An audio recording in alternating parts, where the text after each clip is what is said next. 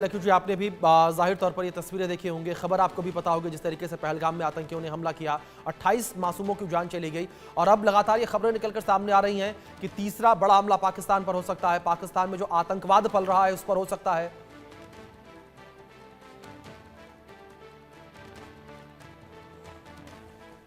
लखी जी, आपका device mute है, शायद उस वजह से आपकी आवाज हम तक नहीं पहुंच पा रही।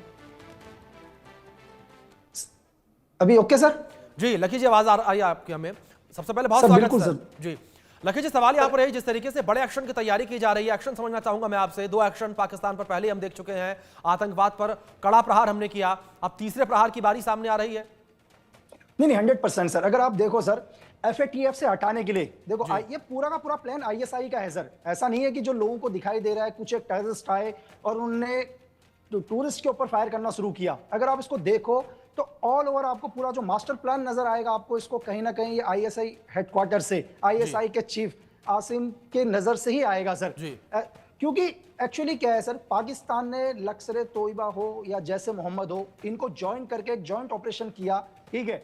और पाकिस्तान नहीं चाहता सर कि दुनिया की नजर उसके ऊपर आए, तो पाकिस्तान ने क्या किया, एफएटीएफ से नजर हटने के लिए कि लश्कर तोयबा के ऊपर लोगों की नजर पड़े, एलईटी के ऊपर या जैसे मोहम्मद के ऊपर पड़े, उसने एक नया ग्रुप टीआरएफ खड़ा करके दे दिया सर, ताकि लोगों की इंटरनेशनल मतलब संयुक्त राष्ट्र की नजर इन ग्रुपों के ऊपर ना पड़ सके और पाकिस्तान डिले कर दे कि यार इस ऑपरेशन में मेरा कोई हाथ भी नहीं है। तो ऐसा नहीं है, हिंदुस्तान इसका एक्शन लेगा सर। और ये पाकिस्तान ने पहली बार नहीं किया। अगर आप 2018 के अंदर देखें तो 2018 में 10 फरवरी को भी उसने सुजवा कैंप के ऊपर अटैक किया था और लास्ट में उसके तार कहां तक निकले थे सर। उसका टोटल जो मास्टरमाइंड था ब्रिगेडियर हमजा था सर। शायद 2024 में किसी ने ब्रिगेडियर हमजा को भी शूट आउट कर दिया पाकिस्तान की धरती में। तो पाकिस्तान को एक बहुत बड़ा एक्शन देखने को मिलेगा। और मैं ये कहना चाहूंगा सर कि अभी देखो, निंदा करने का समय नहीं है कि हम लोग बार बार आके टीवी पर आके डिबेट करें कि हमें निंदा करनी चाहिए, आतंकवाद की निंदा करनी चाहिए। तो एक एक्शन लेना बहुत जरूरी है सर, कि इसके लिए भारत एक एक्शन ले और बहुत जल्दी हिंदुस्तान को और पाकिस्तान को दिखेगा। और पाकिस्तान को मालूम है कि इंडिया एक्शन लेगा। आप देख सकते हैं कि पिछले 24 घंटे से पाकिस्तान की आर्मी अलर्ट है।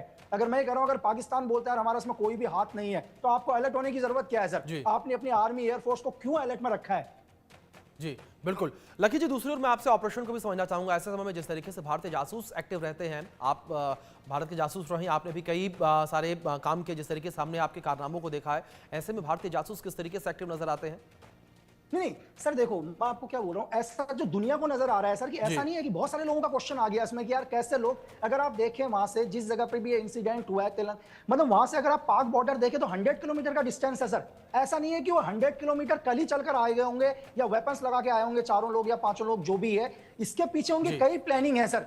अगर मैं अपना पॉइंट ऑफ व्यू बता रहा हूं, अगर मेरे हिसाब से क्या है कि कोई ना कोई स्थानीय लोग, कोई ना कोई जो मतलब लोकल है, लोकल ने उसकी 100% मदद करी है सर।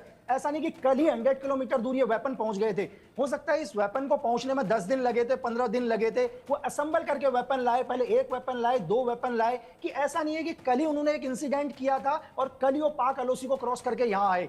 तो एक जो मेरा नजरिया है कि बिना लोकल सपोर्ट के इतना बड़ा आतंकवादी घटना नहीं हो सकती सर। कोई ना कोई लोकल लोग या लोकल में जो आपको लोकल, उनके साथ 100% सपोर्ट है सर। जी लकी जी, एक चीज मैं आपसे और समझना चाहूंगा। आप जिस तरीके से पूरा हमला हुआ ये और अब इसमें पूरे एक्शन की तैयारी की जा रही है, मैं आपसे आपका नजरिया समझना चाहूंगा। किस तरीके से सेना ऐसे समय में काम करती है, किस तरीके से यहाँ पर जवान एक्टिव नजर आते हैं, जिस तरीके से लगातार ये भी खबरें निकलकर सामने आ रही हैं कि बड़ी स्ट्राइक जो है वो पाकिस्तान पर की जा सकती है? नहीं सर, देखो ऑपरेशन तो होगा। देखो 24 आवर से कोऑर्डिनेट सर्च कंटिन्यू लगा हुआ है। इंडियन आर्मी टोटल एक्शन कर रही है, स्पेशल फोर्स एक्शन कर रही है सर, ठीक है। जेएनके पुलिस के साथ कंटिन्यू ऑपरेशन चल रहा है, पैरामिलिट्री फोर्सेस भी ऑपरेशन कर रही है। जो मुझे ऐसा लगता है, जो मैंने कल से जो भी रिसर्च किया है, जो भी मेरे सोर्सेज ने मुझे बताया सर, मुझे देखिए, आप एक इंसिडेंट आप सुन रहे हैं कि कुछ लोग आते हैं और नाम पूछते हैं, शूट आउट करना शुरू करते हैं सर। वो एक अनपढ़ आतंकवादी, जो वर्डिंग उसने बोली है कि तुम नाम पूछना, सुसाइड मतलब शूट आउट करना, तो ये कहीं ना कहीं ये बोला उसने है, लेकिन जो ये वर्ड्स हैं ये कहीं ना कहीं आईएसआई के हैं सर, कि तुम्हें जाना है, लोगों का नाम पूछना, शूट आउट करना है।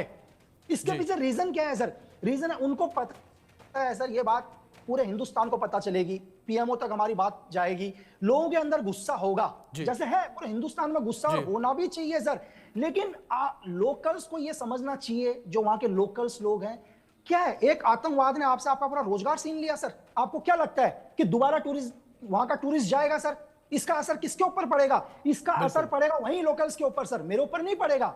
मैं दूसरे स्टेट में हूं, मैं अपना काम कर रहा हूं, लेकिन जिनका टोटल रोजगार या टूरिज्म के ऊपर निर्भर करता है, जिनका परिवार पलता है, एक आतंकवादी ने क्या कर दिया, उनसे उनका रोजगार छीन लिया सर। और टेररिस्ट चाहते हैं कि जम्मू कश्मीर के कोई भी यूथ हो या वहां के परिवार हो, उनको कोई रोजगार नहीं मिलना चाहिए। ये टेररिस्ट की साइकोलॉजी है सर। अगर उनके पास पैसा नहीं होगा तो इन्हीं में से कुछ लोग उनके पास जाएंगे और उनको कुछ एक हमदर्दी दिखाएंगे, उनके हाथ में हथियार पकड़ाएंगे सर।